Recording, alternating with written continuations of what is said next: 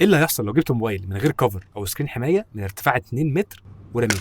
ده الاونر اكس 9 بي. اونر بتقول ان هو انبريكبل، ما بيتكسرش. فقلت اجرب، وقعته كده وقعات خفيفه من اللي بتحصل في يومنا عادي. وقعت برضو على المكتب، وقلت اخش بقى على السيراميك على طول.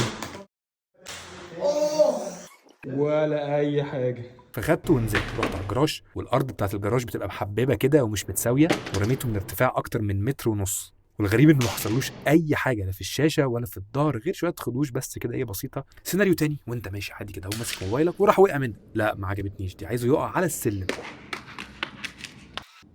وبرضه مفيش اي حاجه. واحده ثانيه كده على حاجه اسفلت شويه ولا الهوا، وعلى ارتفاع بقى 2 متر، ودي مش وقعه منطقيه خالص طبعا، بس قلت اجرب. وكمان وقع على بلاط وارض متعرجه، ومش عارف ازاي ما حصلوش اي كسر، مع ان شاشته كيرفت، المفروض هي معرضه اكتر انها تتكسر. شويه خرابيش بسيطه في الفريم وفي الظهر، ولكن مفيش اي كسر، والكاميرات شغاله زي الفل. فلو انت شخص مهمل او عندك عيال صغيره مثلا بيوقعوا